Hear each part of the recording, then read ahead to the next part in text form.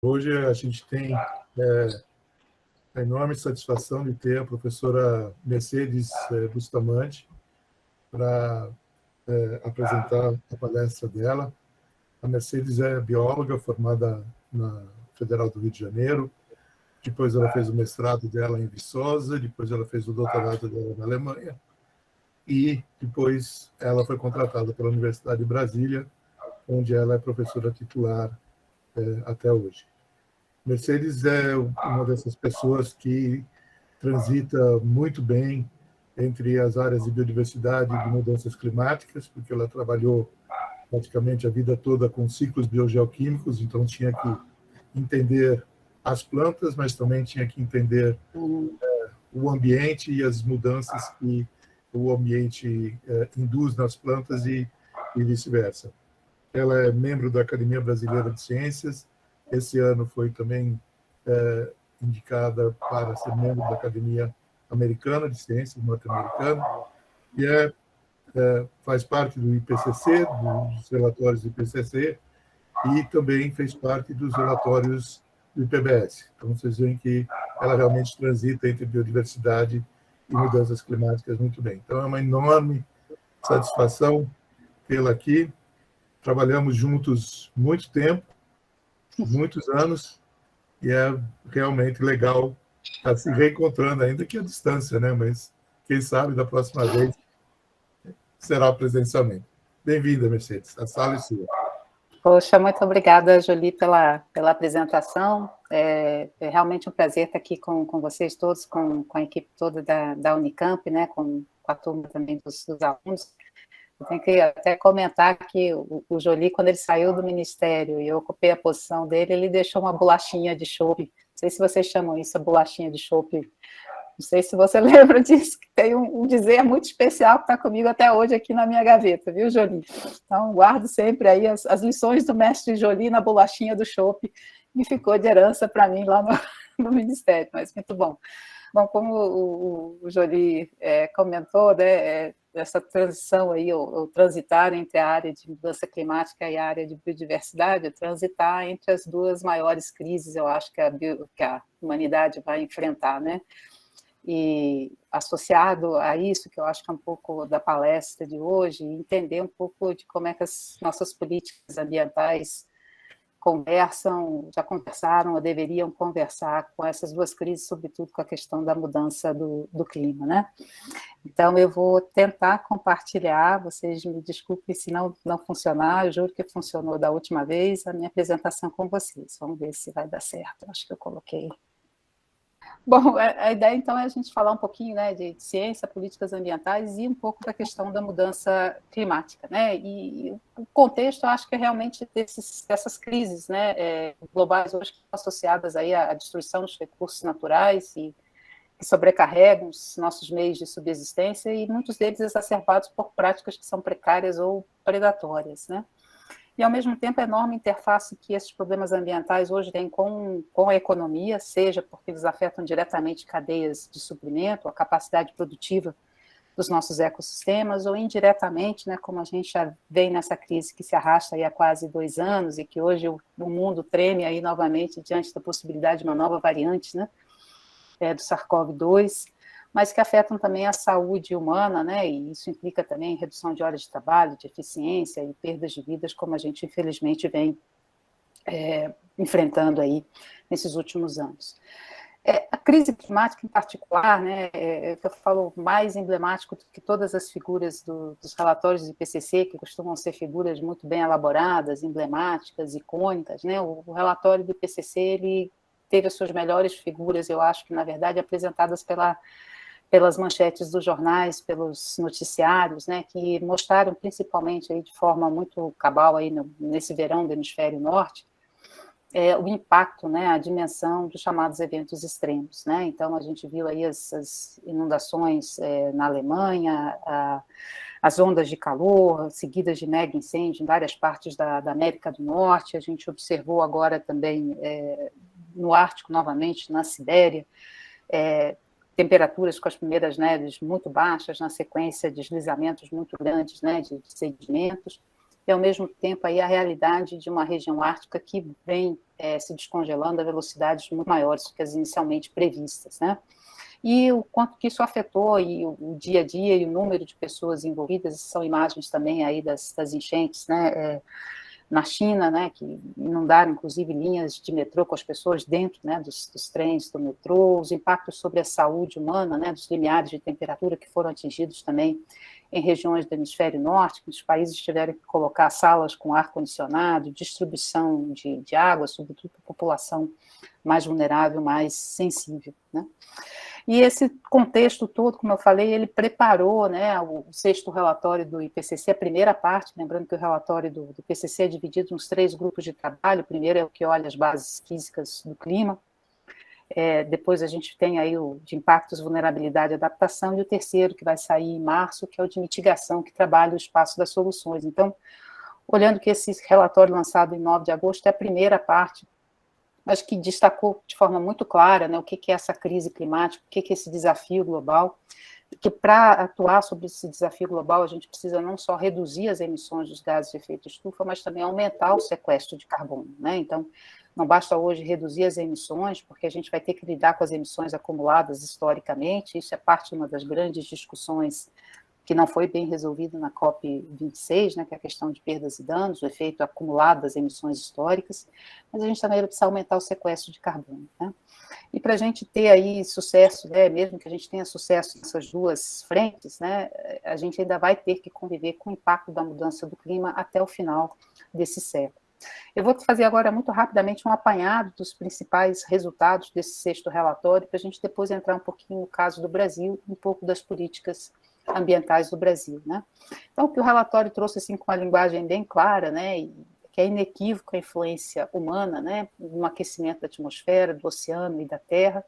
Isso tem, né, voltando aí à minha formação, como Jolie colocou, afetado grandes compartimentos biogeoquímicos, atmosfera, oceanos, a criosfera e a própria biosfera, numa escala sem precedentes ao longo de muitos séculos, há milhares de anos, né? Então, essa que é uma figura dos relatórios. Aqui a gente vê o aumento, né, período mais quente, vamos dizer, nos últimos 100 mil anos, e a gente observa aqui o clima reconstruído, e esse período que marca, então, o início da Revolução Industrial, 1850, e onde nós estamos aqui em 2020, um aquecimento aí, talvez uma faixa sem precedentes em milhares de anos. E quando a gente olha essa curva, né, de aquecimento da atmosfera, a gente vê que a gente só consegue reproduzir essa curva, essa em verde, seria se a gente considerasse só os processos naturais, né, então, a variação da radiação solar, a atividade, né, de vulcanismo, e a curva em preto, agora eu perdi o meu cursor aqui, são os valores observados, e em marrom os valores simulados, considerando tanto os efeitos humanos como os efeitos naturais. E basicamente o que a gente vê é que a gente só consegue simular ou modelar os valores observados quando a gente considera a influência humana. E essa influência humana hoje, é por isso que a gente chama de uma crise global, é a mudança climática global, né? Ela afeta hoje todas as regiões, né, habitadas do globo, sendo que essa influência humana sobre os fatores meteorológicos, os eventos climáticos extremos, também se manifesta em todas as regiões. Esses hexágonos representam aqui os diferentes continentes, né, uma forma esquemática do IPCC representar aqui o nosso mapa global. Essa é a nossa região, América do Sul. Nesse caso aqui, a gente está observando, né, em rosa, essa cor, o aumento dos extremos de temperatura. E os pontinhos pretos aqui, eles representam o grau de confiança que você tem em atribuir a contribuição humana a essas mudanças observadas. Então, a gente vê nessa nossa região aqui, praticamente toda afetada, com exceção da parte sul da América do Sul, por aumento dos extremos de temperatura, com grande confiança de que isso seja, então, causado pela influência humana. Um outro ponto bastante importante, que eu acho que é o que talvez tenha chamou mais atenção nesse relatório, quando a gente compara com outro relatório anterior, quando o Acordo de Paris foi assinado, colocou como uma das metas manter o aquecimento até o final do século em até 2 graus centígrados, se possível 1,5, o IPCC demandou a elaboração de um relatório especial, que são esses relatórios mais curtos, intermediários entre os relatórios grandes, para avaliar o que significaria manter a temperatura 1,5, o que seria necessário, mas também quais seriam as consequências. E dependendo dos diferentes cenários de emissão, em que ponto, ao longo das próximas décadas, nós chegaríamos nesse valor do 1,5. E esse relatório especial colocava como período provável entre 2030 e 2050. O que o AR6, que é esse novo relatório do IPCC, colocou que a gente vai atingir esse ponto de 1,5 antes, né? Então, já no início da década ali de 2030, 10 anos antes, né, desse ponto, dessa faixa provável. Então, isso é bastante importante, porque já nos coloca, né, a gente vai sair de quase que 1,1, nós estamos agora, e nos próximos 10 anos a gente já começa a entrar na faixa do 1,5, o que significa um aumento dos impactos e dos eventos extremos. E a partir daí, dependendo da rota, eu vou mostrar isso depois para vocês nos modelos de redução das emissões, ou a gente continua esse aquecimento, ou a gente começa a entrar numa rota de desaceleração. Mas dependendo do cenário, da velocidade da ação, a gente não consegue mais retomar a rota de manutenção do 1,5 até 2100.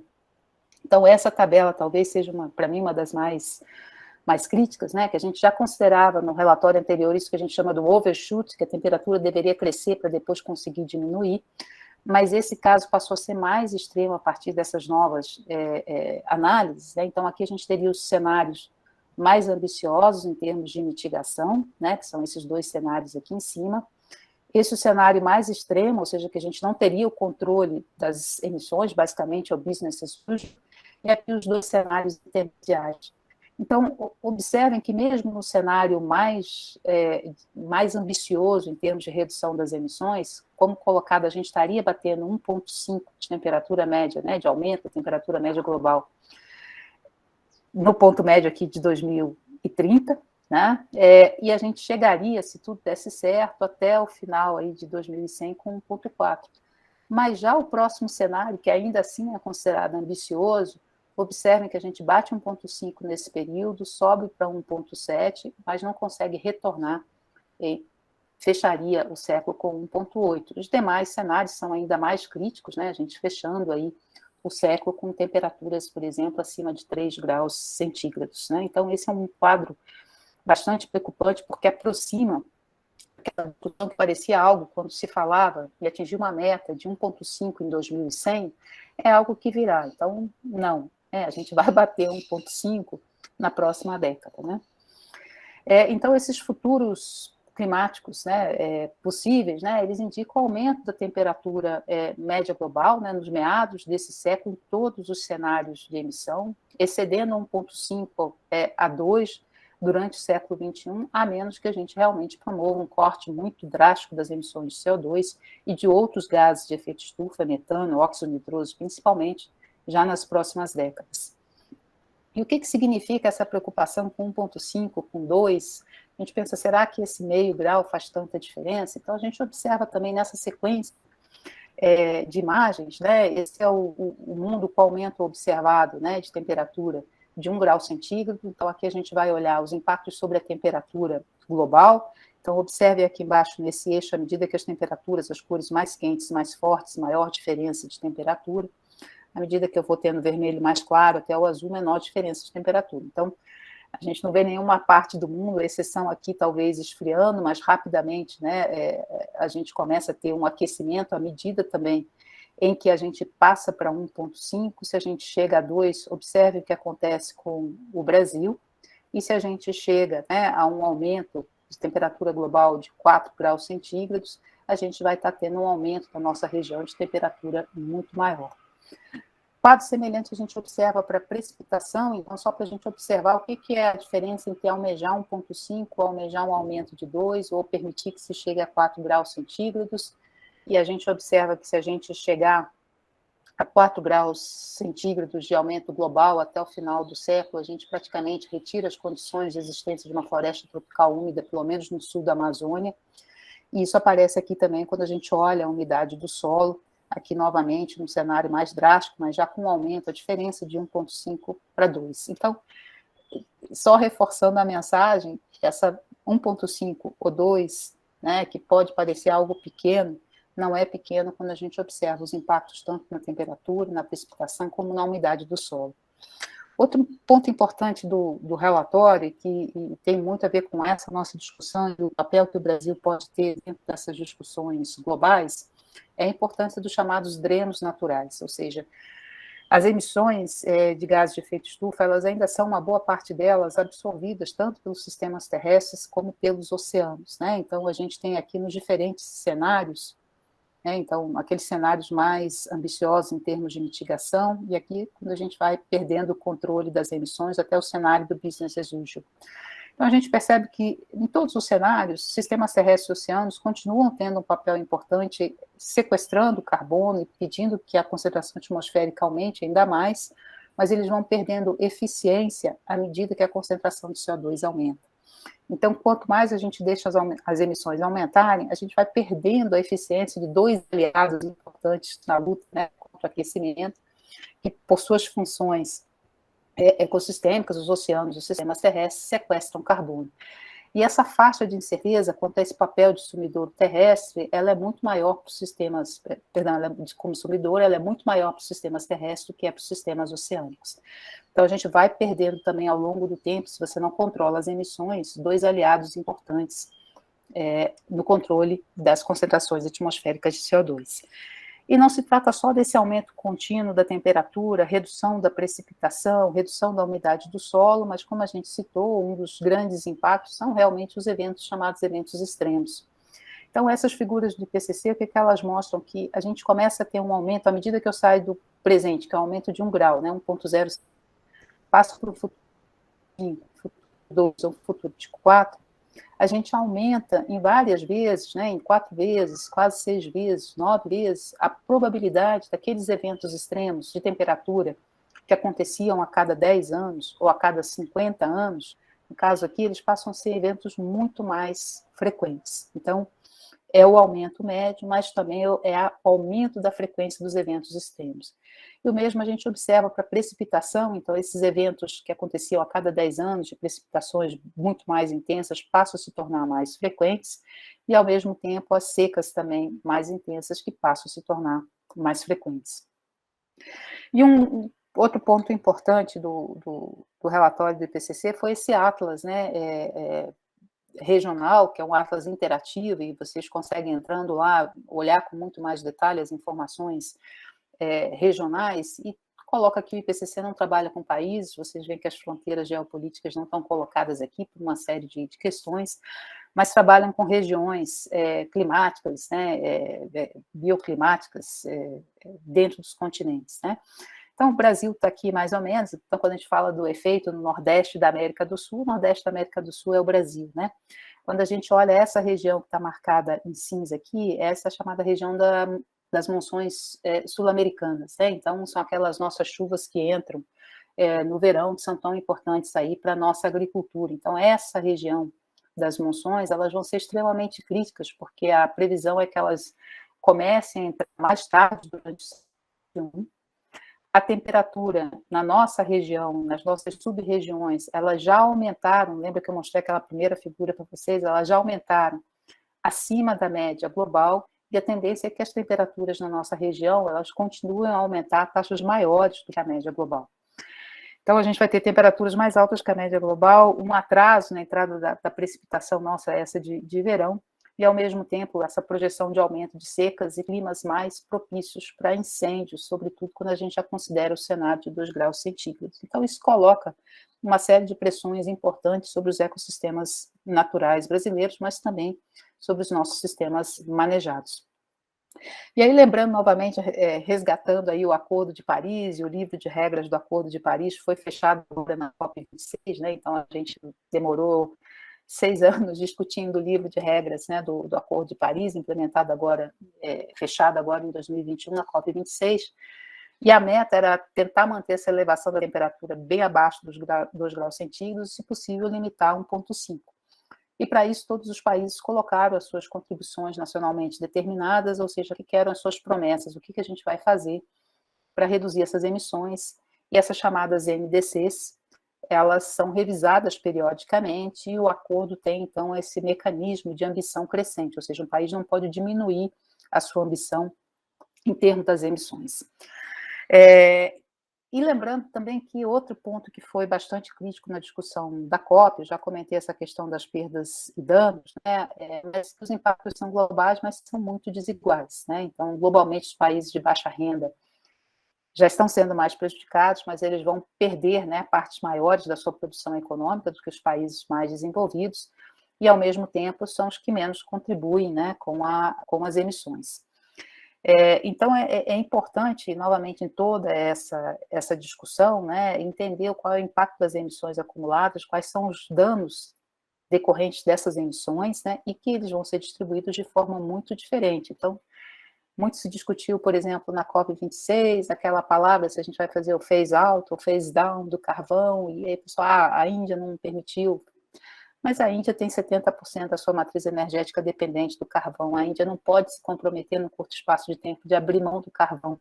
Então, é um outro tipo de discussão que inclui também toda essa perspectiva das diferentes condições e das desigualdades históricas, né?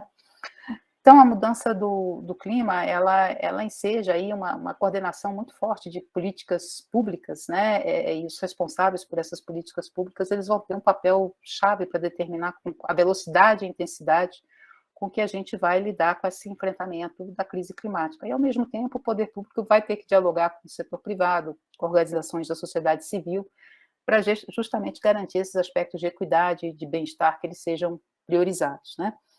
E, novamente, independente do espectro político que a gente fale, as mudanças climáticas elas têm que ser encaradas como uma realidade que vai implicar e já está implicando em profundas transformações econômicas, sociais, né? Mas o caminho não é simples. Eu não sei se vocês lembram aí, em 2018, o chamado Movimento dos Coletes Amarelos, que começa na França e depois se espalhou por vários outros países, algumas manifestações aí também bastante intensas, bastante violentas, né? E parte do que disparou esse processo, óbvio, né, você tinha todo um contexto, né, de desigualdade também na França, e sobretudo na França mais rural, mas o movimento teve início com o anúncio da progressão de impostos sobre os produtos energéticos de combustível fóssil, né? Então, um aumento da taxação sobre o carbono fóssil, né? Que disparou um aumento aí também dos combustíveis e uma sobrecarga desigual sobre certos setores da sociedade. Então, novamente, mesmo essas medidas que a gente coloca, a taxação do carbono, etc., a gente tem, na realidade, esse impacto real sobre os diferentes grupos sociais. Bom, e aí voltando um pouquinho para o Acordo de Paris, lembra então que todos os países, quando o acordo foi assinado em 2015, o Brasil foi um dos primeiros que colocou seu INDC, e quando todos os países colocaram suas promessas sobre a mesa, né, e foi feita a avaliação do que a gente tem hoje, o que temos para hoje não nos coloca na rota do 1,5, né? O que temos para hoje nos coloca aí, basicamente, se a gente olhar os objetivos mais otimistas, né, mas se a gente olhar o que está realmente colocado como meta, nessa trajetória de torno de 2,6 aqui, esse valor médio. Isso mesmo considerando o anúncio que a China fez aí de neutralidade de carbono antes de 2060. Então, basicamente, a mensagem que sai dessa figura é que esse mecanismo de ação crescente ele tem que ser colocado para funcionar muito rapidamente, e essa é uma discussão para a COP27, né, que vai ser aí no próximo ano. E o que significa, né, essa redução das emissões, né? Nós estamos aqui, né, estávamos aqui 2020, 2021, essas são as nossas emissões históricas. Então, para a gente pegar aquela rota, né, entrar na estrada do 1,5, que novamente não é uma estrada isenta de impacto, chegar em 2100 com 1,5 significa aumento de eventos extremos, aumento de temperatura, aumento de seca, nós teríamos que ter reduzido as nossas emissões já nesses últimos anos em 5 a 6% ao ano, que foi que a gente reduziu na pandemia, quando estava tudo parado, e agora já voltou as emissões. Esse é o tamanho do desafio, né? Fazer a economia continuar funcionando, o mundo continuar funcionando, mas com uma redução nessa taxa de 6% de emissões ao ano. E aí, novamente, se a gente não... Pode demorar um pouquinho mais para fazer isso, mas aí, novamente, a gente já não chega nesse ponto do 1,5. Em algumas rotas, se a gente demorar a reduzir as emissões, novamente, a gente já tem muito pouca chance, até o final do século, de sair dessa faixa de temperatura entre 2 e 3 graus centígrados. Bom, e aí, olhado esse contexto geral, qual é a situação do Brasil, né? Que parte que nos cabe nesse latifúndio atmosférico, né? As emissões do Brasil, né, são a figura das emissões do Brasil entre 1990 e 2020, né, obtidas aí pelo projeto, né, que são os dados aí compilados pela sociedade civil, né, organizações não governamentais, mas basicamente o que vocês veem aqui, essas duas barrinhas em amarelo e verde, são as emissões aqui amarelo e verde associadas ao que a gente chama do setor, o IPCC chama de AFOLU, né, agricultura, florestas e outros usos da terra, né, então desmatamento, conversão de ecossistemas, implantação de agricultura. Então, a gente vê que são os dois setores majoritários de emissão no Brasil. O Brasil teve aqui foi o auge do desmatamento na Amazônia, a implementação do PPCDAM em 2005, essas taxas de desmatamento caem e o Brasil consegue reduzir significativamente suas emissões, mas a gente começa a perceber, então, essa trajetória. Infelizmente, 2021 aqui, a gente provavelmente já vai ter um aumento com o desmatamento recorde na Amazônia. E aí, entrando um pouco nas políticas, o Brasil foi um dos primeiros países a ter uma política nacional de mudanças do clima aprovada pelo Congresso Nacional em 2009. Essa política depois foi regulamentada, né, no Plano Nacional de Mudanças do Clima, se criaram os planos setoriais, se estabeleceu a Rede Clima, né, uma rede de pesquisa para apoiar a mudança climática, se discutiu a questão das metas setoriais, mas quando a gente compara as emissões brasileiras por setor, antes e depois da Política Nacional de Mudança do Clima, o que a gente percebe que na pecuária aumentou, na energia também, ou seja, a gente vem, em vez de diminuir, aumentando, mas o setor onde realmente a gente teve um salto nas emissões, apesar da Política Nacional de Mudanças do Clima, foi no setor de mudanças do uso da terra. Isso está associado ao desmatamento, isso é globalmente conhecido, então não tem sentido a gente dizer que a gente está com a floresta igual a 1500, né? O Brasil, em 2020, liderou a perda de florestas tropicais no mundo. Esses são outros países grandes detentores de áreas de floresta tropical, alguns também da bacia amazônica, a gente vê aqui Peru, Colômbia, né? Bolívia. O segundo país aqui é a República Democrática do Congo, mas olha a diferença em relação à perda de florestas primárias no Brasil em 2020. E se a gente olha com um aumento aí, né, de 25% em relação a 2019, e se a gente olha o acumulado de perda de floresta primária entre 2002 e 2020, né, o Brasil sozinho aqui responde por 41%. Bom, e aí o que a gente colocou lá em 2015, quando o Brasil fez a sua primeira NDC? Que a gente ia reduzir, né, as emissões com base em 2005, então isso aqui é importante, né? Lembra que 2005 é esse ano aqui, foi um ano em que as nossas emissões estavam mais altas. Então, a nossa NDC que a gente colocou em 2015, e mesmo aquela que a gente colocou depois renovada em 2020, ainda usava como base o ano de 2005, uma redução com relação a um dos anos onde nós emitimos mais. Então, esse é um ponto importante também a gente entender qual é a base de cálculo. Nós reduziríamos esses níveis em 37% até 2025, em 43% até 2030, e as metas eram de natureza incondicional, ou seja, o Brasil falou que faria isso por seus próprios meios, não havia essa discussão ainda de receber recursos externos, etc. E havia um detalhamento dentro dessa NDC de 2015, né, como é que a gente chegaria lá, né, então, restaurar 12 milhões de hectares de floresta até 2030, eliminar o desmatamento ilegal, né, em 2030, que era estranho, a gente prometia mais de 15 anos de desmatamento ilegal, e reforçar os esforços de implementação do Código Florestal. Lembrando que só a implementação do Código Florestal já nos demandava aí a restauração de 21 milhões de hectares em propriedades privadas, né? Mesmo assim, são mensagens um pouco contraditórias, a gente estava falando aí em restaurar 12 milhões, reforçar o Código Florestal e, ao mesmo tempo, uma meta abaixo daquilo que deveria ser restaurado pelo Código Florestal, que era de 2012. Quando a gente olha onde é que estão esses passivos de restauração, principalmente a Amazônia, Mata Atlântica e Cerrado, e quando a gente olha aí em APP também, a gente tem aí já o Cerrado, né, com o maior percentual de áreas de APP a serem restauradas, seguido da Mata Atlântica e depois da Amazônia. Quando chega 2020, o Brasil faz uma reformulação dessa primeira NDC, em dezembro de 2020, ainda sob a gestão do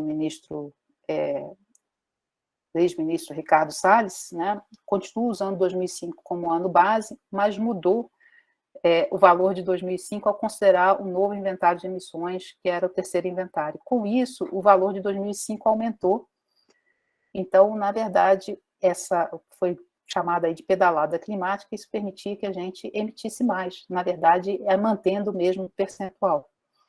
E enunciava pela primeira vez um objetivo indicativo de neutralidade climática em 2060, que o presidente Bolsonaro, depois, naquela cúpula do clima liderada pelo presidente Biden, colocou para 2050. Adiantou 10 anos, mas novamente sem colocar nenhuma meta intermediária ou explicar como é que a gente chega lá. Mas a gente já percebe nesses dois momentos mudanças muito cruciais associadas à governança e à política ambiental. Não houve participação da sociedade civil, não havia metas concretas como naquela versão de 2015, não se falava mais quanto que ia ser restaurado, o que a gente ia fazer. As ações de adaptação também não apareceram, que são igualmente importantes. Condicionava esse compromisso agora ao recebimento de recursos externos, já não mencionava mais a Política Nacional de Mudança Climática, né, que para 2020 a política previa um desmatamento na Amazônia inferior a 4 mil quilômetros quadrados, e a gente já estava naquele período em 9 mil quilômetros quadrados, passamos para 13 mil agora. E, ao mudar a base de cálculo de 2005, permitiu, na verdade, um aumento das emissões. Então, isso foi colocado, né, em vários relatórios internacionais, como o Brasil foi o único país que, na verdade, voltou para trás em termos das suas ambições de redução das emissões. Isso tem consequências graves para o Brasil, né? O Brasil é um país com enormes vulnerabilidades em todas as regiões, então a gente já deveria estar debruçado, esse deveria ser o maior desafio, né, que a sociedade deveria estar articulada em torno dele, não só a sociedade, mas os entes federativos, e a gente viu isso na COP26, uma participação muito forte dos governos estaduais, dos municípios, cidades, desconectada da participação do governo federal, né? Uma participação importante do setor privado, da sociedade civil, para que a gente conseguisse construir estratégias de redução das emissões, mas também de construção de ações de adaptação aos impactos de um clima em mudança, né? E esse tempo é um tempo que escorre entre os dedos, e a gente sabe que essa tarefa não é fácil, né? A gente vê algumas sinalizações importantes, Gabriela, não sei como é que eu estou no tempo aí, se alguém... Mas a gente viu aí uma norma do Banco Central que passou a exigir das instituições financeiras que elas incorporem, né, as potenciais perdas com eventos climáticos, então passa a ser um critério importante no setor financeiro o gerenciamento dos riscos climáticos. A gente vê aí grandes empresas que se articularam numa série de documentos, o setor empresarial, o setor privado teve uma participação importante na COP26 também, pedindo que o Brasil retome o protagonismo, né, da agenda ambiental. E a gente percebe, então, a importância, a centralidade das políticas ambientais, né, e o que significa esse desmonte que vem sendo conduzido aí ao longo dos últimos anos, né. A política ambiental é o modo como o país utiliza, né, os seus recursos naturais para suas ações de desenvolvimento, né, e quais são os seus impactos potenciais. Essa questão ambiental é central hoje na agenda internacional, nas agendas multilaterais, e quando a gente olha o histórico no Brasil, o Brasil tem um histórico muito consistente de construção de políticas ambientais desde a década de 70. O marco, né, da Constituição Cidadã, a Constituição de 88, né, o famoso artigo, né, o capítulo do meio ambiente, né, que coloca, né, que todos têm o direito ao meio ambiente ecologicamente equilibrado, bem de uso comum do povo, essencial à qualidade, né, de vida, e que se impõe ao poder público, à coletividade, né, à sociedade e o governo, o Estado brasileiro, o dever de defendê-lo e preservá-lo para as futuras e presentes gerações. E é muito interessante isso num país, né, que a história da exploração de recursos naturais marca o próprio nome que o país tem, né? O Brasil, ele começa, né, com essa visão mercantilista da exploração de um recurso natural. E que todos os nossos ciclos econômicos, com base na exploração de recursos naturais, acabaram resultando, né, em desastres ecológicos, né, em fases de intensa exploração, de prosperidade, e que se seguiram a fase de estagnação e decadência. Então, a gente tem um histórico, a gente sabe onde essa história começa e como é que essa história acaba, né? E a política ambiental brasileira, que começa lá na década de 30 do século passado, com o Código de Águas, o Código Florestal instituído em 1934, ela avançou gradualmente ao longo desse período, e hoje o Código Florestal é sempre importante a gente lembrar, define os tipos de governança sobre o nosso território, né, governança coletiva, pública, privada, como é que a gente está dividido, então é um marco extremamente importante. E a gente foi, ao longo desse período, né, com várias abordagens, né, desde a administração dos recursos naturais, o controle da poluição industrial, o planejamento territorial, e tudo isso desemboca na política nacional do meio ambiente. Gosto muito sempre de frisar isso, porque às vezes a gente esquece que em 2021 a Política Nacional do Meio Ambiente completou 40 anos, e é um documento extremamente arrojado, se a gente pensa que ele foi construído há 40 anos atrás. Boa parte do que estava lá na Política Nacional do Meio Ambiente desembocou nesse capítulo tão importante da política ambiental na nossa Constituição. E infelizmente, a gente viu muito pouco, né, sendo discutido, sendo retomado, sendo comemorado exatamente sobre a construção desse marco que foi tão importante. Então, ao longo da história, né, do Brasil, em termos de políticas ambientais, se a gente começa a pensar nos obstáculos, né, a gente tem essa grande distância, né, entre essas políticas ambientais regulatórias e essas políticas ambientais que são estruturadoras e indutoras, né? E esses conjuntos de obstáculos, eles são tanto culturais como institucionais, né? Então, eles envolvem a gestão das áreas, dos entes federativos, áreas municipais, interestaduais, internacionais, lembrando que a gente compartilha bacias hidrográficas com outros países também. Outro aspecto extremamente importante, que é o que a gente está vivendo agora, a continuidade de gestão das políticas ambientais ao longo de diversas gestões de governo.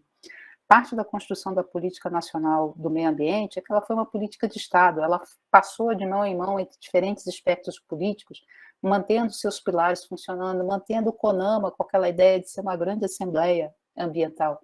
E essa continuidade, ela se perdeu, né? E essa articulação interinstitucional, né, vertical, mas também horizontal, né? Então, a gente também hoje perde essa articulação vertical entre os entes federativos e perdemos essa articulação horizontal, né, entre essas instâncias, os atores da sociedade civil e o setor empresarial. Então, hoje a gente tem obstáculos, né, gerenciais, que a gente chama de, dentro da escala espacial, temporal e interinstitucional. E aí eu sei que essa turma, não sei se vocês me corrijam, né, mas essa é talvez a área muito mais de vocês do que a minha, né, a centralidade da questão da governança e da multiplicidade desses atores nessa governança, né, e as referências de uma boa governança, elas são responsabilização, transparência, prestação de contas, legalidade, equidade e inclusão, um processo decisório participativo e essa tríade de efetividade. Eu sei que isso hoje parece anos-luz do Brasil que a gente vive, de abrir a página do jornal e ver centenas de balsas de garimpo ilegal no Rio Madeira, que estão lá há meses, né? Então, mas são palavras que a gente não pode esquecer, são princípios que a gente não pode esquecer, por mais que eles hoje pareçam distantes da nossa realidade. E esses princípios, eles, na verdade, eles refletem todos, né, na questão das políticas públicas e na responsividade por parte dos governos, ou seja, qual é a capacidade dos governos de dar resposta aos problemas e prover os bens públicos que são necessários para a sociedade. Eu vou adiantar um pouquinho aqui, Gabriela, eu não sei como é que eu estou com o horário, né? Mas, novamente, voltando aqui... Você está super bem, está tranquila. Está tranquila. Pode continuar, que além do mais está interessantíssimo. Por favor. Tá bom. Eu sei que sexta-feira à tarde também ninguém merece, né, gente? Então, vamos lá. Um ponto aí importante, novamente, para a governança, eu queria voltar para a questão da discussão da mudança do clima, né? Que essa governança bem-sucedida, ela tem algumas funções fundamentais, ela tem que estabelecer objetivos e metas. Então, quando o Brasil diz, eu vou assumir a meta da neutralidade do carbono em 2050, onde é que estão os objetivos, onde é que estão as metas intermediárias, quem vai coordenar essas metas, quem vai implementar essas ações que são necessárias para atingir as metas e quem vai fazer o monitoramento. Quando o Brasil assina um acordo de florestas na COP26, nas primeiras semanas, muito bem-vinda a inflexão na posição brasileira de controlar o desmatamento, e a gente volta 2 semanas depois com o número do desmatamento que estava na gaveta há pelo menos 2 semanas, né? O Brasil assinou um acordo para a redução do metano, que tem um aspecto crucial para a pecuária brasileira. Então, nós precisamos estabelecer, para a redução do metano oriundo da pecuária brasileira, quais são os objetivos, quais são as metas, como é que nós vamos implementar, como é que nós vamos induzir. Então, esse aspecto é central para a gente pensar na qualidade e no desempenho dessa governança, que é o que hoje nos falta, né? E aí eu queria lembrar que, novamente, o que acontece no Brasil, ele não fica no Brasil, não só pela dimensão do Brasil, porque o mundo hoje tem satélites e entende o que está acontecendo no Brasil, mas, novamente, porque os impactos das nossas ações, eles impactam primeiro, né, a sociedade brasileira, mas tem consequências para outros países na nossa região, né? Então, a gente vê aqui, por exemplo, as imagens de poluição por queimadas, né, que saem do arco do desmatamento e afetam outros países da América do Sul, né? A gente tem uma briga aí também com a Bolívia, né? O Brasil diz que é a Bolívia que bota fogo, né? A Bolívia diz que é o Brasil, mas está todo mundo sofrendo com o impacto dessa poluição que, por conta das transferências atmosféricas, desemboca todo aqui no Atlântico Sul. Então, a gente percebe um enriquecimento de nutrientes nessa região do Rio Grande do Sul, que desemboca também no enriquecimento de nutrientes no Atlântico Sul. Então, a gente queima sistemas que já são distróficos e transfere esses nutrientes em larga distância, com impacto também sobre a saúde humana, material particulado, monóxido de carbono e assim por diante. Novamente, esses impactos estão além das fronteiras, porque quando a gente tem uma agricultura voltada a commodities, a gente exporta soja, a gente tem uma exportação virtual de soja também, que vai nessa produção. Como é que isso impacta, né, a questão hídrica no Brasil? Então, aqui, olhada, né, a importação virtual de água, né, a nossa exportação para a América Latina, o Caribe e outros países. Então, a gente vê como rapidamente a gente está conectado por fluxos, né, de commodities, mas que também significam, né, fluxos de energia e matéria entre esses ecossistemas. E a gente vê aqui que essa poluição, como a gente compartilha importantes bacias hidrográficas, né, essa poluição por águas residuais, os processos de eutrofização, novamente, não estão só restritos ao Brasil, né? Então, aqui a poluição por águas residuais e aqui a poluição por nutrientes, nesses processos de eutrofização, nessas bacias transfronteiriças da América Latina. Então, a gente começa a olhar que essa responsabilidade, ela não é restrita, né, às nossas fronteiras geopolíticas, e essa seca que a gente vive histórica, que já afeta também outros países, né, do continente, já se coloca o dedo na ferida, né, falando a culpa é do desmatamento no Brasil. E a gente vai trazendo também novas entidades, né, e a gente vê que a nossa região é uma das regiões aqui próximas à costa do Brasil que concentra algumas das zonas de acumulação de detritos plásticos nos oceanos. Então, além dos problemas que a gente já conhece, a gente vem enfrentando também essas novas entidades, no caso aí, por exemplo, de poluentes como os causados por plástico. E aquilo que ainda está projetado, né? Então, aqui são as barragens existentes em azul, em laranja as em construção e em vermelho as que estão previstas, né? Então, a gente ainda coloca toda a questão da infraestrutura, uma infraestrutura que muitas vezes foi planejada sem considerar essa nova realidade das infraestruturas verdes, a nova realidade da mudança do clima ou dos impactos ambientais, num processo de discussão de flexibilização também do licenciamento ambiental. Então, a gente tem aí a demanda, né, frente a esses desafios, né, tanto essas políticas indutoras como estruturadoras, mas que sejam menos subordinadas a resultados superficiais, de curto prazo, e que sejam muito mais voltadas para articulações entre e através dos setores, né? Então, que a gente possa incluir aí diversos grupos de interesse. Mas, para isso, e eu acho que essa é a grande lacuna que a gente tem, é a importância central das lideranças políticas, né? A gente viu que o setor privado é importante, as empresas são importantes, tem feito pressão, a sociedade civil tem feito pressão, mas esse caminho ele tem que ser pavimentado pelas políticas públicas. E aí o papel das lideranças políticas é extremamente importante. Então, novamente, eu acho que eu estou chocada essa semana, vocês me desculpem, né? E a gente vê a situação que a gente vê hoje em territórios indígenas, eu vou abordar isso aqui rapidamente, a situação do garimpo ilegal, e você abre a página e a discussão é se o aplicativo do PSDB vai funcionar ou não, e o quanto do orçamento secreto vai continuar sendo secreto ou não no Congresso, né? Então, a gente precisa aí da construção de uma agenda nacional onde o meio ambiente seja um meio de desenvolvimento, tanto para enfrentar esses desafios globais, mas como para enfrentar os nossos próprios desafios sociais, né, que inclui aí também desigualdade social, a conservação dessa mega diversidade e a consideração da biodiversidade dos ecossistemas para preparar o Brasil né? Então, uma forma de preparação para essa transformação desses riscos que estão associados a todas essas crises globais. Eu vou passar aqui muito rapidamente, a gente pode voltar depois sobre essa questão, né? Mas o papel da biodiversidade como ganho de competitividade, o que é necessário para a transição dessa nova ordem econômica, né? E a importância do conhecimento na construção dessa agenda em que o meio ambiente é o meio de desenvolvimento, né? Lembrando que a gente tem riscos muito graves, né? Isso aqui é o futuro da adequação agrícola no Brasil, né? E o marrom aqui vai ficando mais baixo, então a gente vê que o Brasil vai perdendo, né, capacidade de produção agrícola, ao mesmo tempo em que a gente vai vendo uma redução da integridade da nossa riqueza de espécies, né? Então, como é que a gente reduz essas pressões e mitiga esses impactos que dependem de políticas integradas, de responsabilidade corporativa, mas também de representação dos diferentes atores da sociedade civil? E quando eu coloco o nosso grande desafio social, é a questão da concentração de renda e da desigualdade. Isso foi tão forte na COP26, na discussão entre os países, mas a gente não pode se furtar a discutir isso internamente dentro do país. O país é o país que tem a segunda maior concentração de renda entre mais de 180 países, né?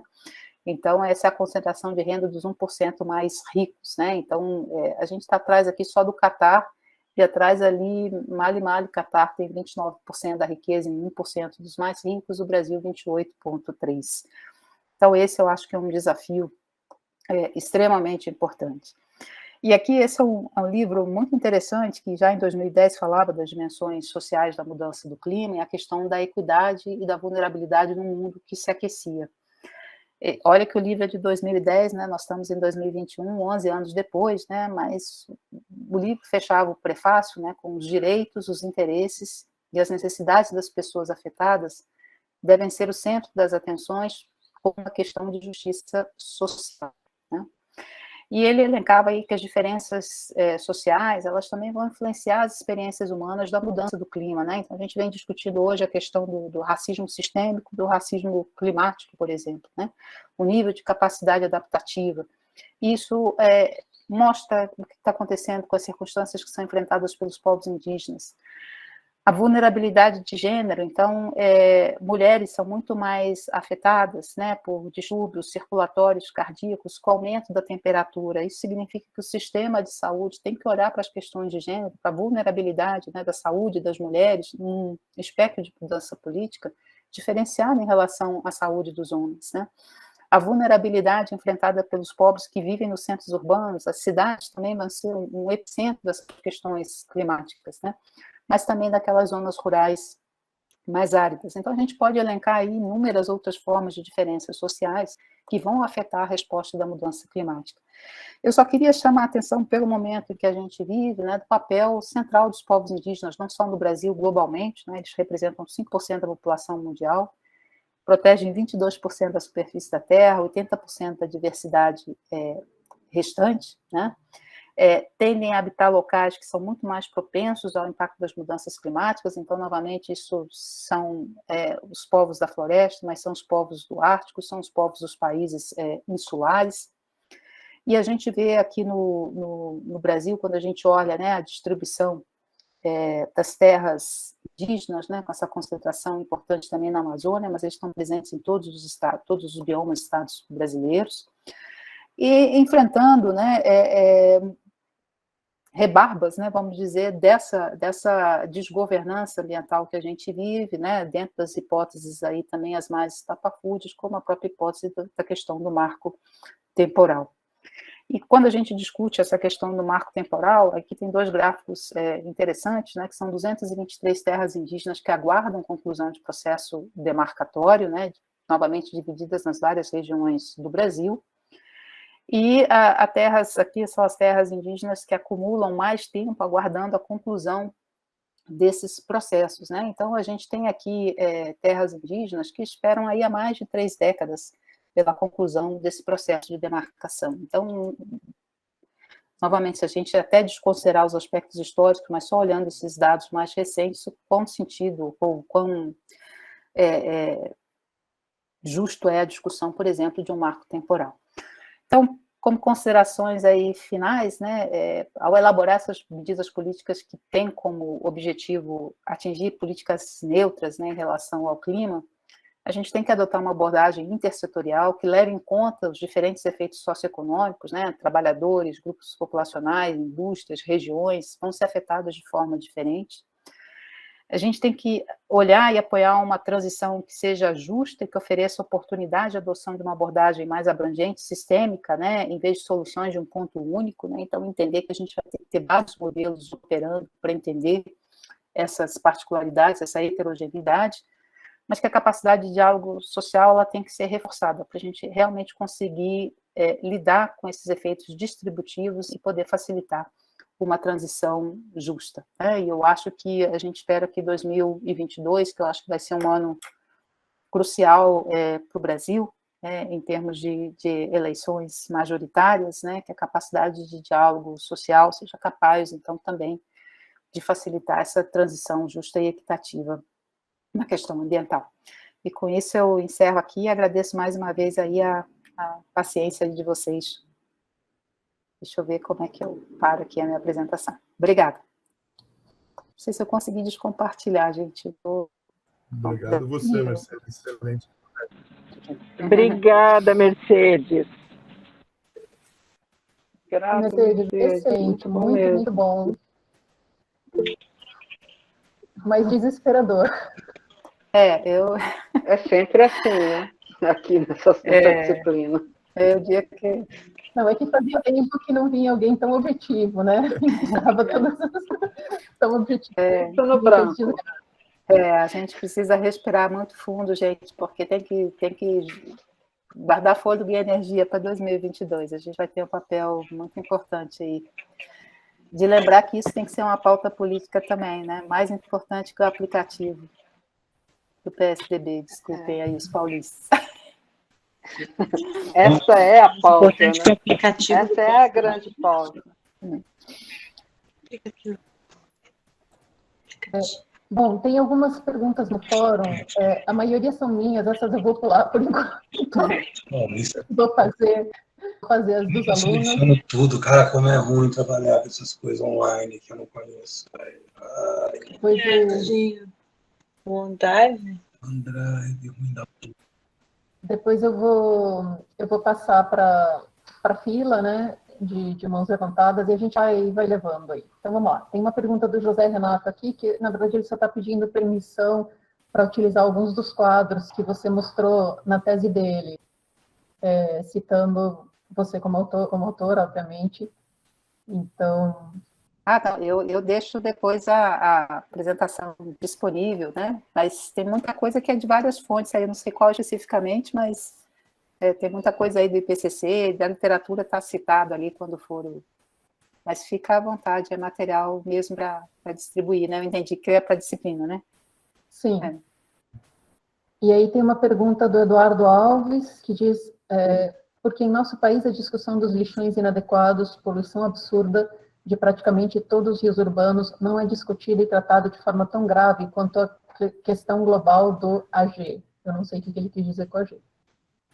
Não passou da hora de levarmos essas questões mais a sério, visto a escassez hídrica que estamos passando? Eduardo, você quer abrir o microfone e esclarecer o que é AG? AG é agricultura, Boa tarde, professora Gabriela. Aquecimento global, desculpa, tá. o AG lá. E aproveitando o ensejo, professora Mercedes, eu também estou fazendo mestrado, né? E eu também peço autorização aqui para utilizar alguns gráficos. Eu sei que alguns têm fonte do IPCC, mas outros não. Eu printei a tela. Tudo bem? Não, tudo bem. Se eu não coloquei a fonte, depois vocês me alertam, eu insiro a fonte lá também, né? Porque não... Tá ótimo. E parabéns pela linearidade aí. Eu acompanho esse tema há muitos anos e eu estou aqui até agora perplexo com a sua apresentação. Foi muito linear, muito esclarecedora. Obrigado pela oportunidade. Eu sou da região lá de Ouro Preto, eu sou nascido em Ouro Preto, né? Crescido em Mariana, acompanhei toda a tragédia de Mariana, depois, mas, infelizmente, Brumadinho se repetiu, né? Mesmo com a Vale, com aquele lema lá que Samarco nunca mais, enfim. Você não acha que a gente tem esse problema, essa questão do aquecimento global, como o próprio nome revela, né? Global, problema de todas as nações, mas a gente não acha que o Brasil faz um certo descaso com a nossa poluição atmosférica e, sobretudo, a poluição do solo, dos resíduos dos nossos lixões e principalmente dos nossos rios, não principalmente dos urbanos, né, Tietê em São Paulo, Arruda em Belo Horizonte e por aí vai. Como é que você vê isso relacionado também à questão do aquecimento global, como se uma coisa ofuscasse a outra, né? Ou o governo varresse para debaixo do tapete, falando assim, não, a gente vai lidar só com a questão do aquecimento global e isso aqui a gente vê mais tarde. Como é que você faz essa leitura aí, dessa visão sua aí, que é uma visão muito particular e muito aprofundada, na minha opinião? Obrigado. Eduardo, assim, eu posso responder? Eu não sei se tem que acumular a pergunta. Não, pode responder. Pode responder. O Brasil tem uma história que eu sempre falo, acho que a gente se acostumou a pensar que nós éramos um país com recursos hídricos abundantes, né? Então, a gente falha muito na captação, no tratamento da água, e eu acho que isso, gestão de recursos hídricos, foi sempre um ponto extremamente falho do Brasil e outro ponto onde as desigualdades aparecem assim enormemente, né? Tanto que doenças vinculadas pela água são um fator ainda de ausência no trabalho em muitos setores, né? Mas eu acho, Eduardo, que hoje essas questões todas, a gente faz trabalho com ecologia de sistemas, a gente sempre fala, né? Tudo está ligado a alguma coisa, né? Essas questões todas elas vão tender a uma convergência, porque a questão do aquecimento global, a gente viu que vai ter um impacto sobre a distribuição da precipitação, a quantidade de recursos hídricos, né, chamadas mega eventos de seca. Isso significa que você vai ter que ter um trato muito mais racional com os recursos hídricos, e isso vai obrigar, pela questão da escassez batendo na porta, de você olhar a questão dos tratamentos resíduos.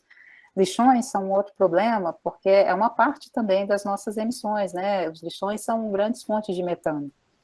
Então, a questão dos resíduos está dentro da questão do aquecimento global também.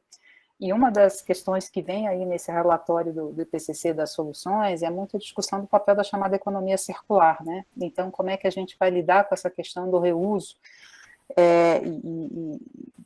e redução, né, da quantidade de resíduos. E a própria mineração, Eduardo, tem uma discussão que é um outro dilema que a gente vai ter que enfrentar. Muitas das energias renováveis, elas são dependentes de recursos minerais que, na sua exploração, também geram uma série de impactos ambientais.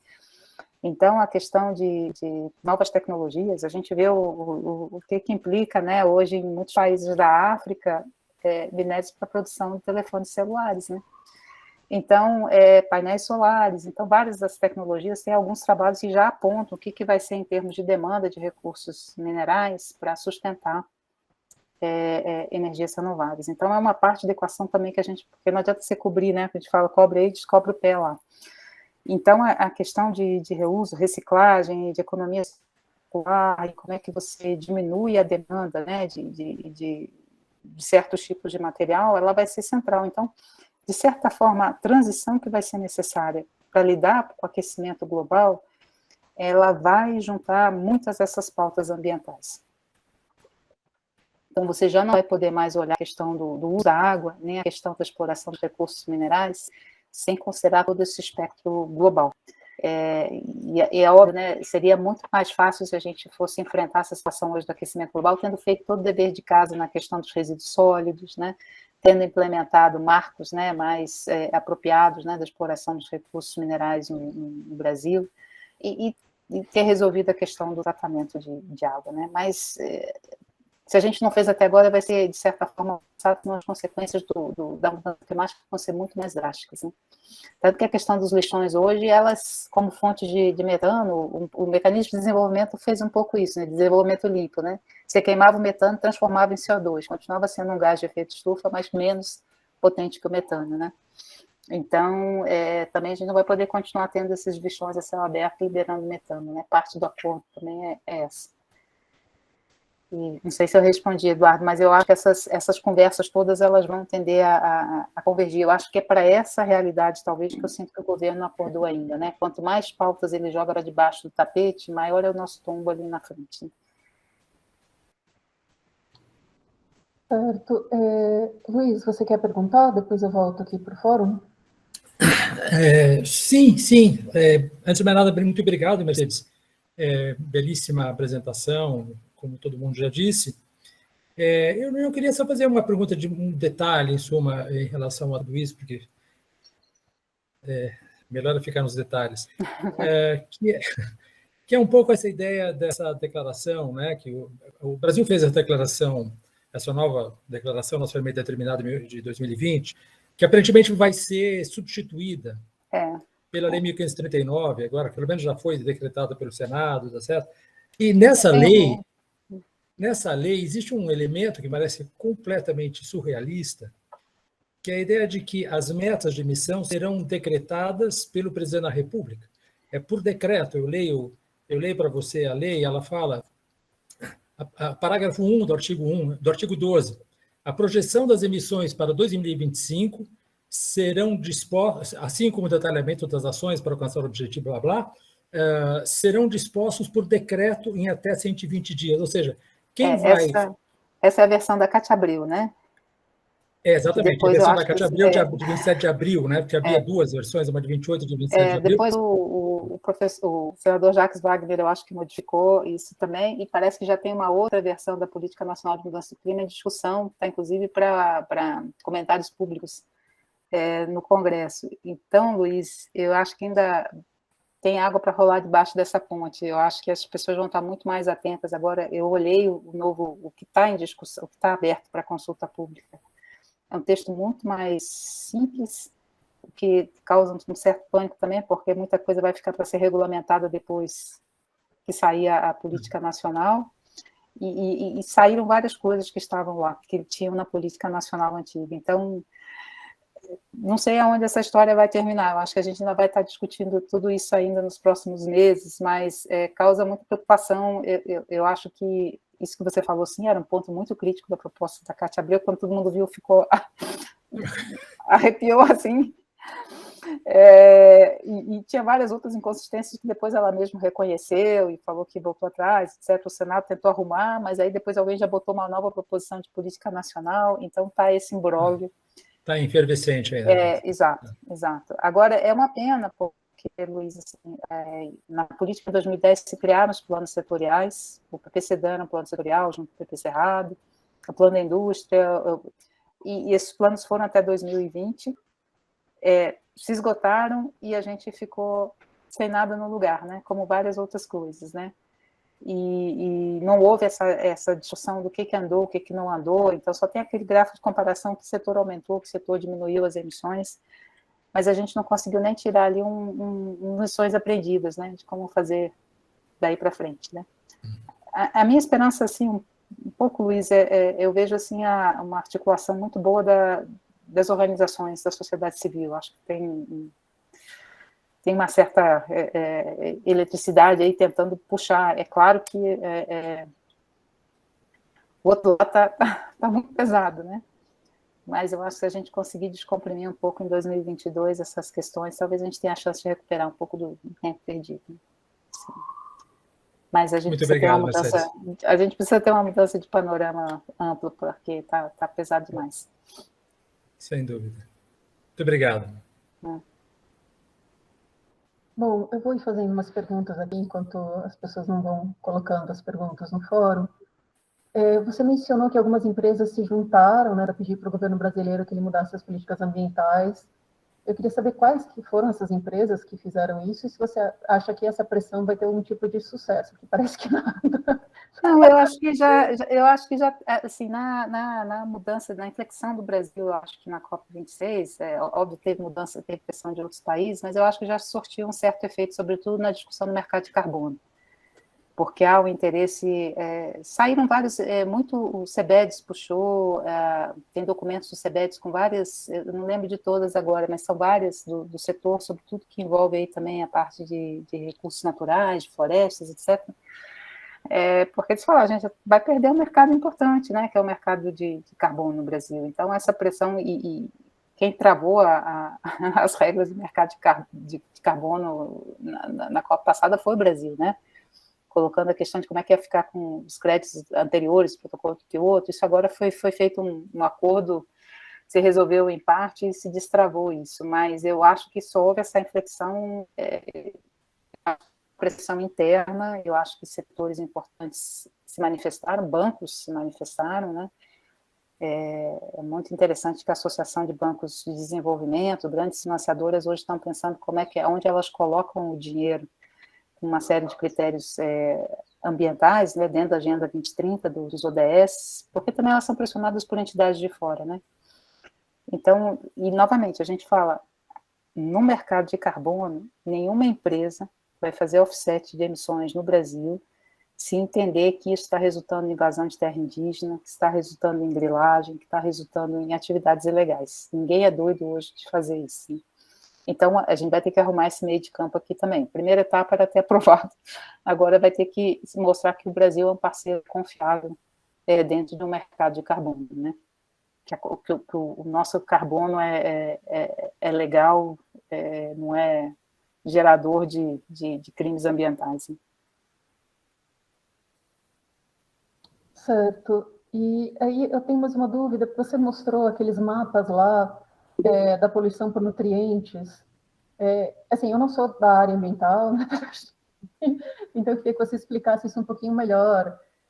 O que são esses nutrientes, onde eles vêm, como é que é essa poluição, o que gera, né, e quais são exatamente as causas. Muitas, um pouco pegando a questão aí do Eduardo, né, muitas desses efluentes, né, ricos em nutrientes, vêm exatamente da falta de tratamento, né, de resíduos urbanos, né. Você tem também a entrada desses nutrientes em muitas dessas bacias hidrográficas pela atividade agrícola, né, então é entrada por meio de fertilizantes, né, que são utilizados de forma inadequada e acabam, né, sendo lixiviados para esses cursos de água, e acabam eutrofizando esses ambientes, né? Então, as duas principais fontes hoje são a agricultura e o tratamento inadequado, né, de resíduos urbanos, né? A indústria hoje é mais controlada na questão, mas algumas delas, mais controlada na questão dos seus efluentes, né? Mas as nossas áreas urbanas, né, o que a gente, bom, São Paulo aí vocês têm vários rios, né, que são emblemáticos aí, né?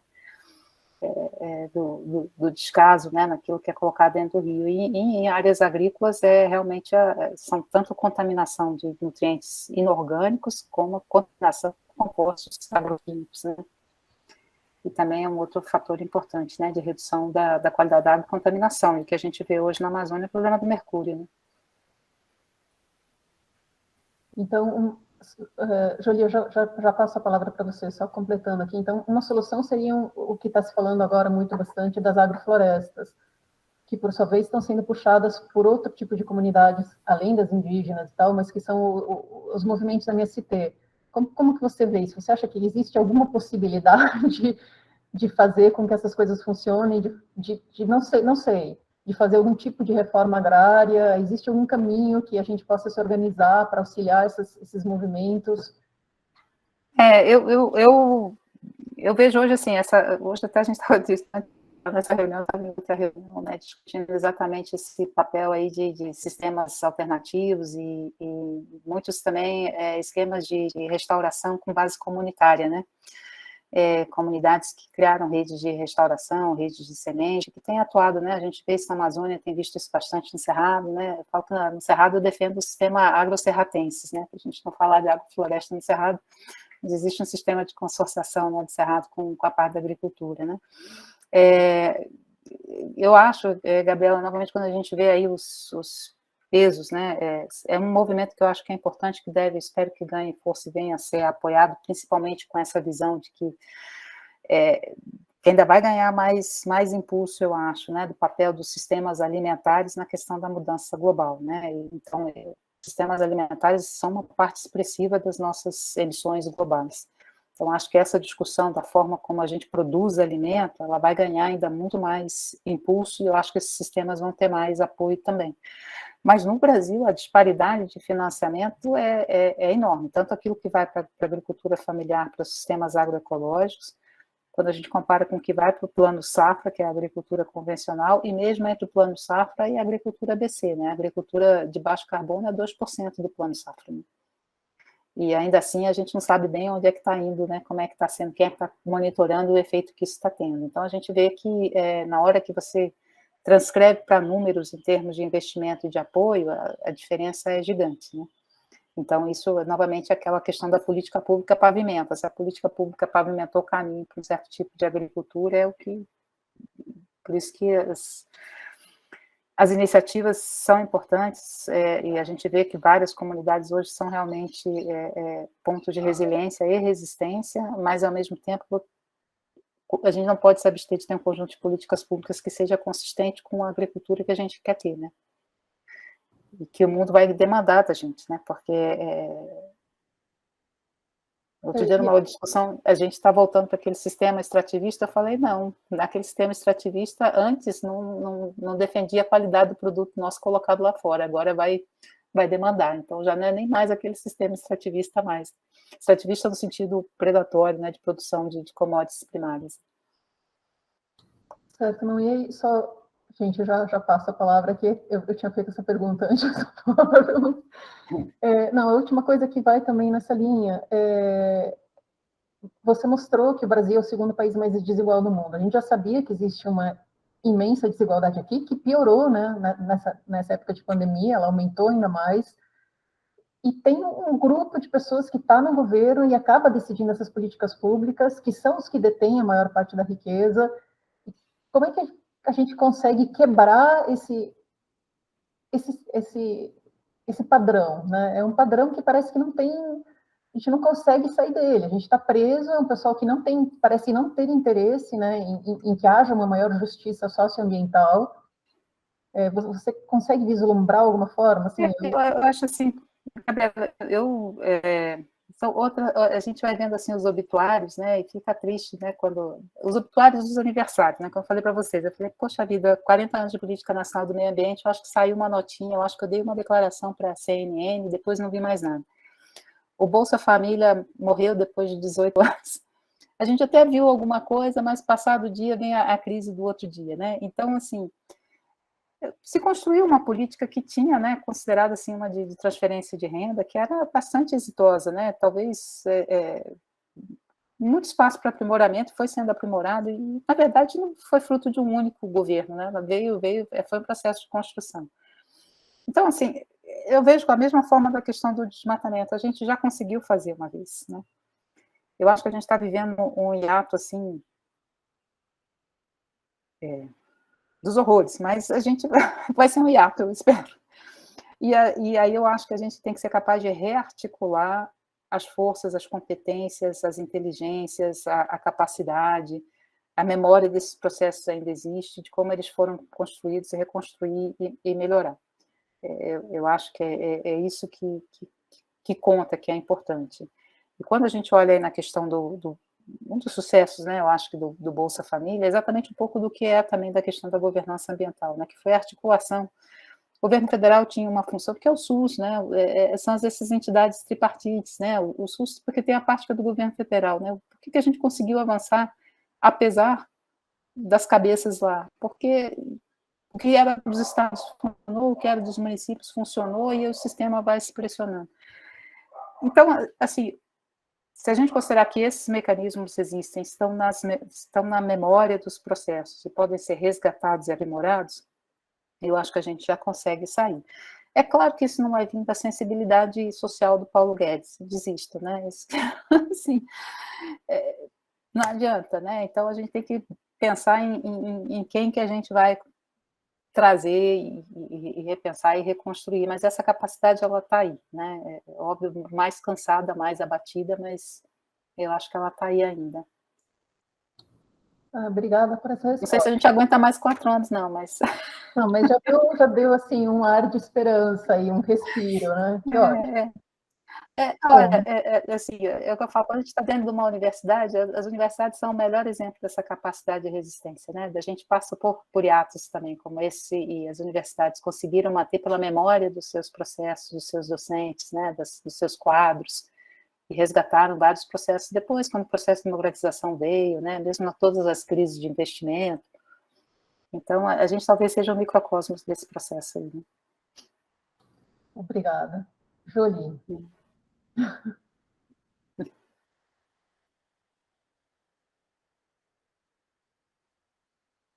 Acho que o Jolie está sem som. Jolie, você está sem som. Eu, em vez de abrir, eu fechei o microfone. Já se autocensurou?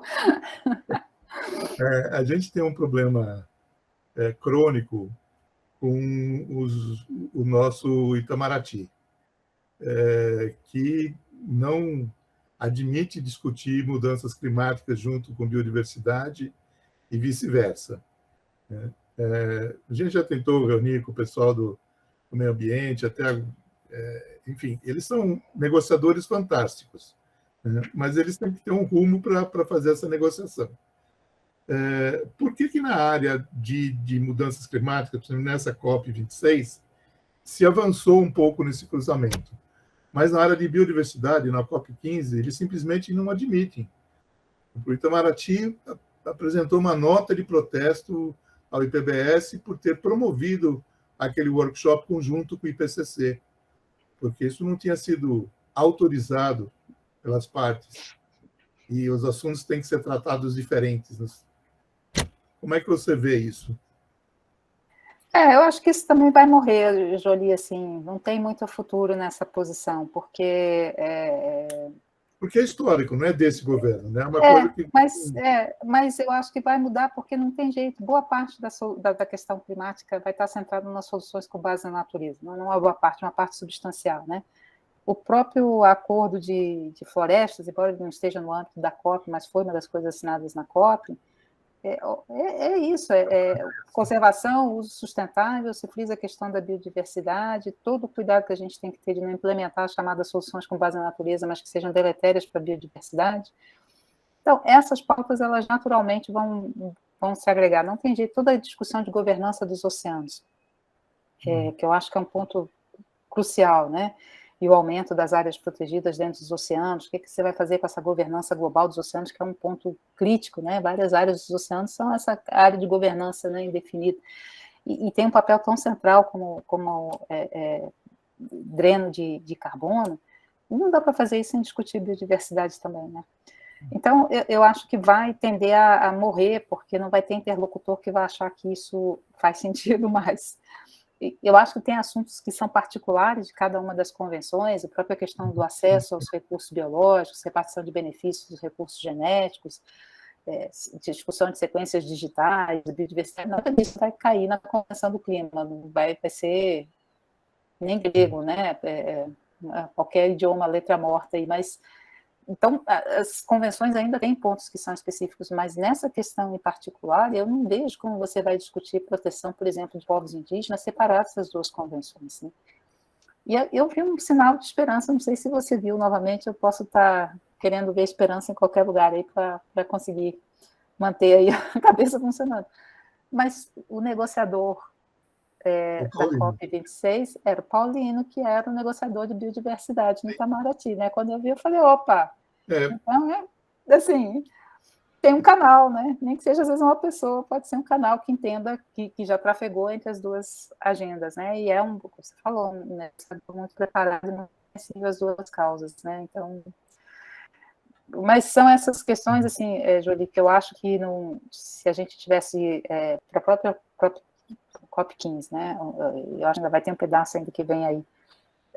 Pudesse ampliar o diálogo e as discussões, eu acho que essas questões internamente seriam minimizadas, né? É que a gente passou por um período muito excluído, né, das discussões. Eu tentei organizar uma discussão com o Itamaraty, mas estava tudo muito focado na COP26, e não sei, talvez em fevereiro, março, antes da segunda parte da COP15, a gente consiga fazer uma reunião dos negociadores de clima, de biodiversidade, e ver se a gente muda um pouco isso. Mas eu acho que não vai ter todos os documentos, né? As academias de ciência fizeram um documento, né? Que a ABC, né? Que é exatamente o alinhamento dessas agendas, né? Que você não pode ter uma política de clima que prejudique a biodiversidade e vice-versa, né? É mais fácil uma política de clima prejudicar a biodiversidade que uma de biodiversidade prejudicar o clima. Mas tudo agora eu acho que vai ser escrutinado nesse sentido. Eu acho que tem uma comunidade muito mais atenta a esses danos colaterais aí que podem acontecer. Mas eu botei minha fé lá, que eu acho que pode ser que com essa mudança de negociador a gente tem um caminho. Também me deu deu um alento. Eu falei, opa, veio alguém da biodiversidade negociar clima, bom sinal.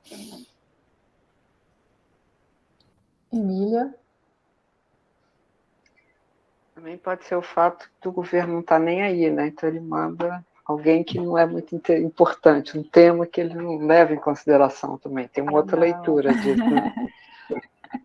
Mercedes, bom, também muito obrigada, grata, foi realmente assim, né, aquela coisa perfeita. Cada vez que a gente começa a conversar sobre isso, você fala de cidade, a gente tem um problema de resíduo, tem um problema de microclima, de ilha de calor.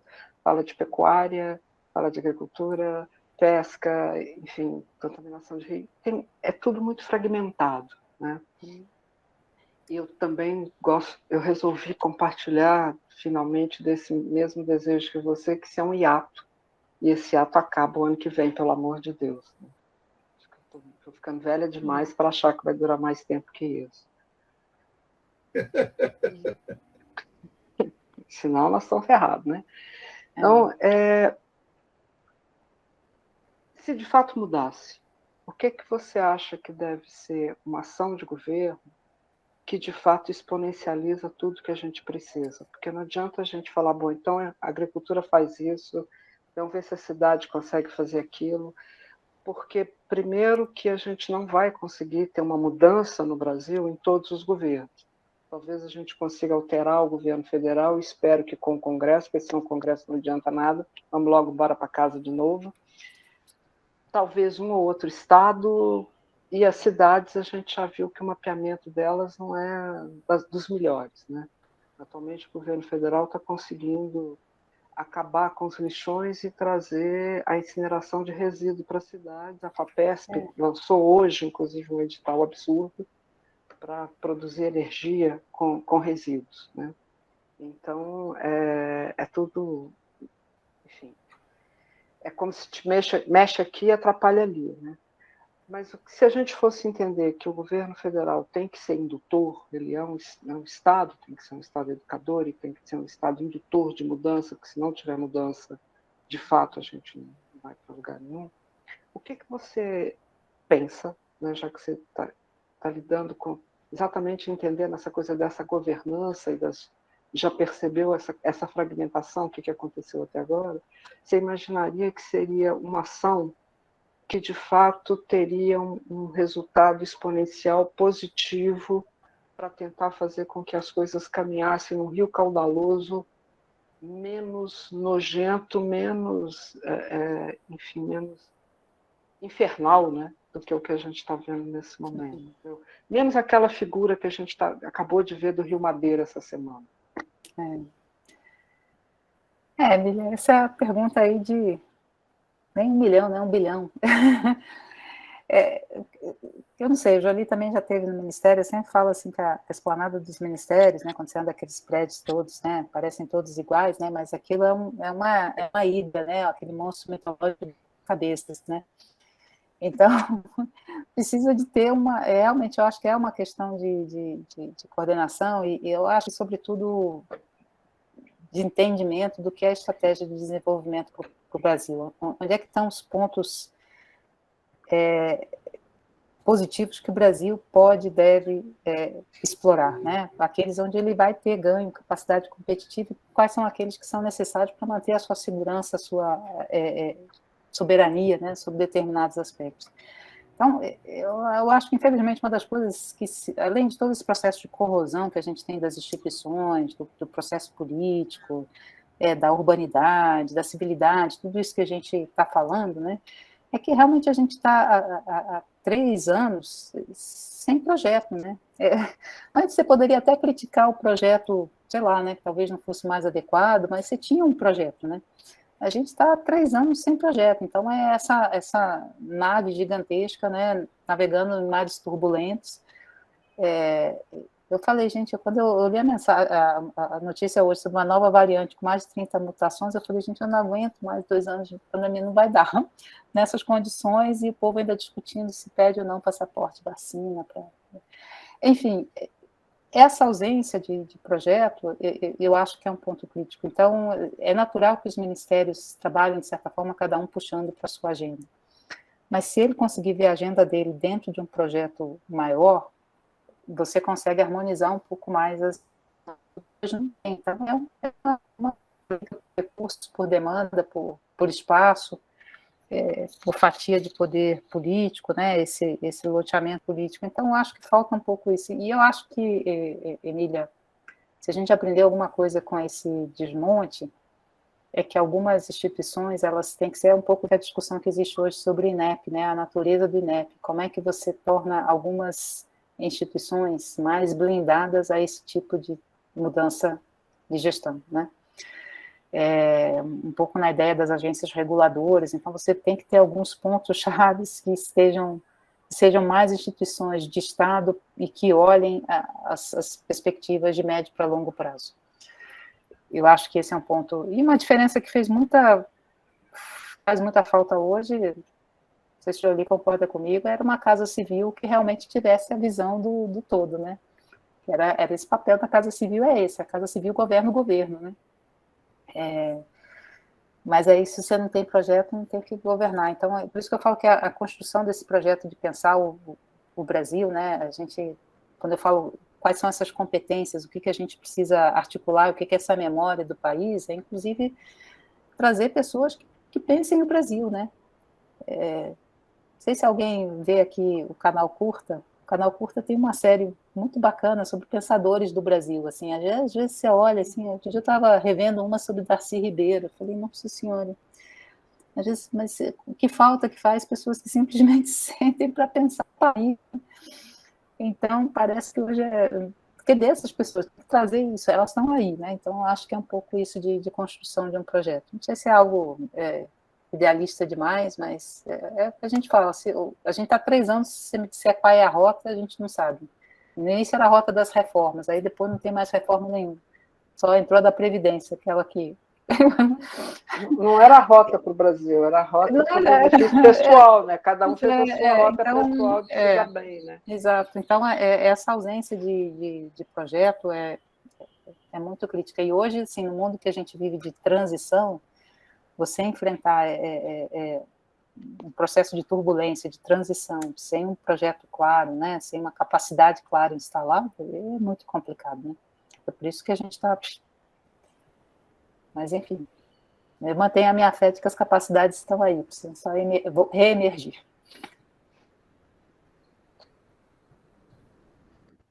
Gente, mais alguém tem alguma pergunta? Algum comentário? Eu queria só comentar que a Mercedes também está tendo um papel muito importante, talvez porque ela seja uma das poucas de nós que consegue manter algum otimismo, que é gerenciar um grupo de quase 90 pesquisadores dentro de uma organização chamada Coalizão Ciência e Sociedade, onde, e vários que estão aqui, a Cristiana, a Simone, o Matias, eu participamos desse grupo. A cada coisa errada que o governo faz, a gente escreve contestando, colocando opções e denunciando, e tenta colocar isso nas mídias, quando possível em mídias de grande circulação, quando não, nas nossas páginas, blogs, Eco, enfim, mídias alternativas. Isso é um processo que é muito importante, porque eu acho que ele não deixa a gente perder a memória. I'm sleeping in the rain. A cabeça funcionar e pensar em alternativas. Eu acho que isso é uma... Agora, precisa ter um pouco de otimismo para continuar, porque cada vez que sai, a gente pode você abre a sua caixa também, sei lá. Eu acho que a gente devia... dessa vez eu nem fiz, Jolie, dessa vez eu... Documentação, quem escreve, então, um grupo pequeno escreve, passa pelo grupo maior. Enfim, é um processo que eu acho que é muito importante, que além de manter essa articulação, mantém essa memória das alternativas, da viabilidade. Eu acho que documentar é importante, né? Que eu falo assim, gerar esse processo de memória do que aconteceu por múltiplas fontes, ainda que sejam os nossos artigos, né, Jolie? É importante, a gente não pode deixar de indicar o que está acontecendo, né? Acho que Eu falhei esse final de ano, eu estou cansada, Julie. Eu precisava ter escrito um sobre a situação atual, mas vamos ver se até final de dezembro sai. Todos foi muito... foi muito puxada, né? Bem puxado. Mas é isso, olha, e aproveitando que é uma disciplina aí, muita gente pós-graduação, né? Eu tô com a música, eu ponho fé na rapaziada aí, porque eu acho que as novas gerações aí têm as possibilidades aí pegar esse bastão aí e levar para frente também, né? Então, o pessoal falar isso, começou a sair uma opção de gente da reunião. Acho que... Então, palavra de novo, a Brinda colocou aqui que gostou de você ter trazido as questões indígenas. Eu também achei interessante e, bom, fiquei sabendo que recentemente uma aldeia indígena foi incendiada, assim, propositadamente, foram colocando fogo em casa por casa. Não sei que aldeia era essa. Não sei se você quer comentar alguma coisa mais sobre isso. Eu acho que essa questão, olha, eles têm tido desde a situação da pandemia, né, de organização, impressionante, mas as pressões também têm subido e têm escalado na mesma proporção da organização deles, né, então muitas lideranças indígenas jovens, até que participaram da COP, voltaram ameaçadas para o Brasil, né, e eu não citei aqui, mas assim, a gente tem que começar a olhar também no Brasil muito da questão da perseguição a religiões de matriz africana. Para muitos desses grupos, a questão dos ambientes naturais preservados é muito importante, né? Essa conexão, né, do sagrado com a natureza, e muitos desses grupos têm sido também pressionados, né, afastados desses locais, né? Então, a gente tem que olhar parte dessa discussão também aí da mudança do clima sobre grupos vulneráveis, envolve também outros grupos, né? E isso a gente parece que não é alguma coisa distante, não. Isso já está acontecendo no Brasil, né? Então a gente tem que trazer luz para isso também. A gente tem um problema aqui em São Paulo, né? O governo do estado está gentrificando Petar, né? Que é um lugar de quilombo. E tem quilombos que as pessoas foram... Aconteceu um tiroteio há uns 20 dias atrás, num dos quilombos do Petar, que é um quilombo que está há 15 anos tentando ter suas terras legalizadas. Ele tem uma dificuldade muito grande de acesso, porque ele está bem no meio do parque. Entendeu? Então, não é uma coisa só da Amazônia, a gente está vivendo isso também no estado de São Paulo, com o governo do estado. A questão quilombola é extremamente crítica, porque o arcabouço legal de reconhecimento é ainda mais frágil, né, do que se já na questão da demarcação de terras indígenas a gente já vê esse 30 anos de espera. Na questão quilombola é ainda mais problemático. Né? Aqui em Campinas eles incendiaram o quilombo urbano há 3 meses atrás, então acho que os povos tradicionais, de modo geral, estão a Deus dará, né? Não está numa situação melhor do que os mendigos que estão na rua da cidade. Se eu puder ter uma palavra de otimismo nisso, eu diria que esse processo tem um pouco a ver também com o fato de que esses grupos estão ganhando um certo protagonismo na cena política. Não que se eles não tivessem, não haveria violência contra eles, mas é claro que hoje eles são o alvo fundamental do fascismo no Brasil, da extrema-direita no Brasil, etc, etc. Toda a estratégia, inclusive, desses setores que as pessoas chamam de setores atrasados do agronegócio. Para mim não existe setor atrasado nem avançado do agronegócio, mas vamos supor que existam setores em geral do agronegócio que estão claramente, então, voltando as suas armas diretamente para eles. E o que é muito interessante é esse contraste, hoje no Brasil, entre a importância desses movimentos sociais, e aí eu incluo, inclusive, o MST, o MTST, etc., etc., e o sistema político, da esquerda, inclusive, que é um sistema político extremamente ancorado ainda numa agenda do século XX. Que é uma agenda que permanece válida, a questão da justiça social, etc., etc., mas que não incorpora questões que os movimentos sociais agora já estão muito mais avançadamente incorporando, a questão da agroecologia, a questão de todas essas formas possíveis de compatibilizar economia e natureza. Se vocês pegarem aquilo que o Observatório do Clima fez em 2018, ele fez um quadro muito interessante de todos os candidatos, e no eixo vertical ele colocou, bom, as diversas questões ecológicas, que iam desde planos específicos de conservação da floresta, etc., até uso de combustíveis fósseis, a questão nuclear, etc. É muito interessante 2018. É isso que foi feito pelo Observatório do Clima. Se nós transportarmos esse